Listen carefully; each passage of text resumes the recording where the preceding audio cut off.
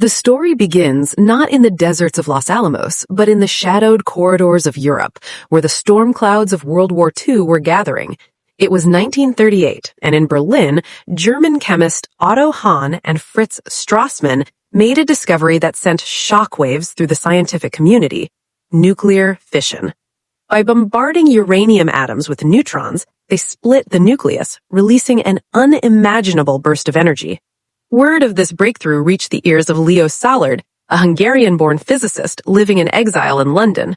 Szilard, a man with a keen sense of foreboding, realized the implications immediately. This could lead to a bomb of unprecedented destructive power. Szilard, haunted by the rise of Nazi Germany, crossed the Atlantic to America, where he sought out the one man who could rally the free world: Albert Einstein. On a humid August day in 1939 at Einstein's summer cottage on Long Island, New York, Szilard and fellow physicist Eugene Weiner drafted a letter that would change everything. In the course of the last 4 months, the letter read, it has been made probable that it may become possible to set up a nuclear chain reaction in a large mass of uranium by which vast amounts of power and large quantities of new radium-like elements would be generated. They warned President Franklin D. Roosevelt that Germany might already be pursuing such a weapon. Roosevelt, ever the pragmatist, took the warning seriously. On October 11, 1939, just weeks after Hitler's invasion of Poland ignited World War II, FDR authorized the formation of the Uranium Committee. This modest group, with a budget of $6,000, was the humble beginning of what would balloon into the most expensive and secretive project in U.S. history. Little-known fact, the initial funds came from the Army's miscellaneous account, buried under innocuous line items to avoid scrutiny. As America teetered on the brink of war, the project gained momentum. Pearl Harbor's attack on December 7, 1941, thrust the U.S. into the fray, and by 1942, the Manhattan Engineer District was born under the command of Brigadier General Leslie Groves. Groves, a burly West Point graduate known for his no-nonsense demeanor, had just overseen the construction of the Pentagon, the largest office building in the world at the time. Now, he was tasked with building something far more ominous: an atomic bomb. Groves handpicked J. Robert Oppenheimer as the scientific director, despite Oppenheimer's left-leaning politics and lack of administrative experience. Oppie, as he was called, was a polymath, a Harvard graduate fluent in 8 languages with a passion for Sanskrit poetry and quantum mechanics. His selection was controversial. FBI files later revealed suspicions of communist ties, but Groves vouched for him, saying he's absolutely essential to the project. Building the secret cities. The Manhattan Project wasn't just a scientific endeavor, it was a logistical marvel that created entire cities from scratch, hidden from the world. The first was Oak Ridge, Tennessee, a sprawling 59,000-acre site in the Appalachian foothills. In 1942, the U.S. government displaced thousands of farmers and families, paying them pennies on the dollar for their land. By 1945, Oak Ridge had swelled to 75,000 residents, making it the 5th largest city in Tennessee, yet it didn't appear on any maps. Here, under the codename Site X, workers enriched uranium using gaseous diffusion, a process that separated the fissile isotope U-235 from U-238. The K-25 plant, the world's largest building under one roof at the time, covering 44 acres, hummed with massive machines that consumed more electricity than New York City. Fun fact, to keep morale high amid the secrecy, the government built dance halls, bowling alleys, and even a symphony orchestra. Workers, many of them young women fresh from high school, operated the calatrons, electromagnetic separators, in shifts, unaware they were handling uranium. They were told only that their work would help end the war. Meanwhile, in the arid plains of eastern Washington, Hanford Site W, emerged as a nuclear reactor complex. Engineer Franklin Matthias scouted the location, chosen for its isolation and abundant Columbia River water for cooling. Hanford's B reactor, the world's first large-scale plutonium production facility, went critical on September 26, 1944. It produced plutonium-239, the alternative fuel for the bomb. The site's workforce peaked at 51,000, and its reactors generated enough heat to boil 75 billion gallons of water daily.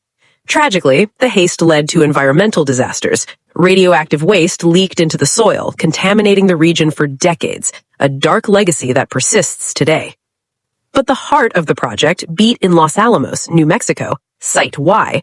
Oppenheimer chose this remote mesa, once home to the Los Alamos Ranch School for Boys, for its seclusion. In 1943, scientists and their families arrived by train, then bus, to a makeshift town of barracks and trailers.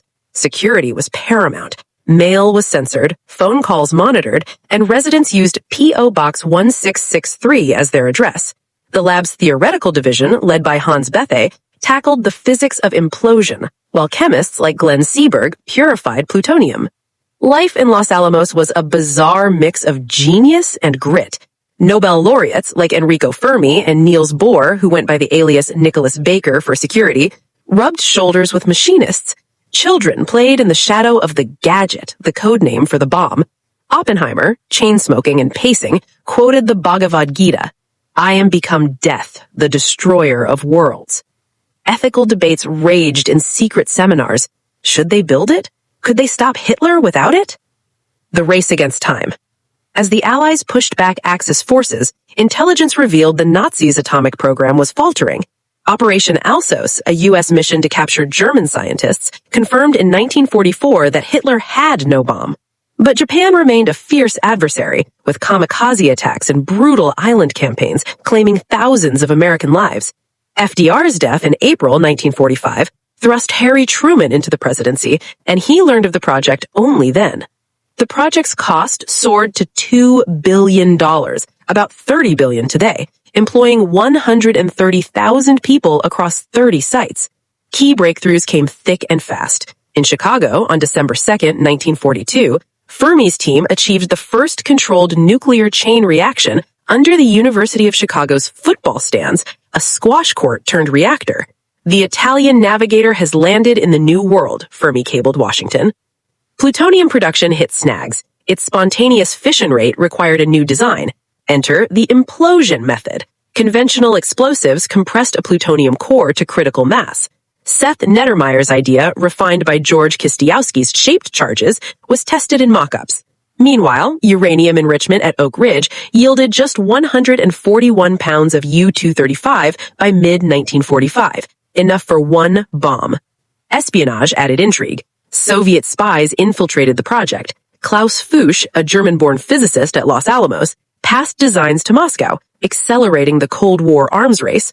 Julius and Ethel Rosenberg, executed in 1953, were part of the network. The FBI's Venona project later decoded Soviet cables, revealing the depth of infiltration. Trinity, the dawn of the atomic age. The climax came on July 16, 1945, at the Jornada del Muerto, Journey of the Dead Man, in New Mexico's Jordana White Sands.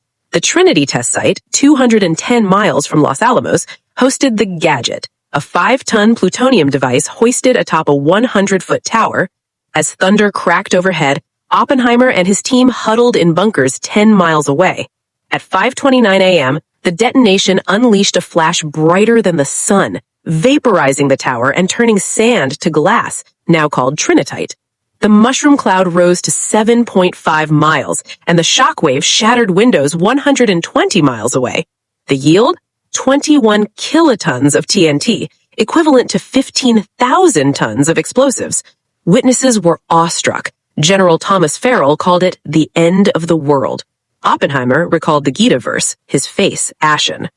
News reached Truman at the Potsdam Conference, where he negotiated with Stalin and Churchill. Emboldened, he issued the Potsdam Declaration, demanding Japan's surrender. When ignored, he authorized the bombs. Hiroshima, Nagasaki, and the aftermath. On August 6, 1945, the B-29 Enola Gay dropped Little Boy, a uranium gun-type bomb over Hiroshima. The blast killed 70,000 instantly, with total deaths reaching 140,000 by year's end from radiation and burns. 3 days later, Fat Man, a plutonium implosion bomb, devastated Nagasaki, killing 40,000 immediately. Japan surrendered on August 15th, ending World War II. The project saved countless lives by averting an invasion of Japan, estimated to cost 1 million casualties. But at what price? Survivors, the Hibakusha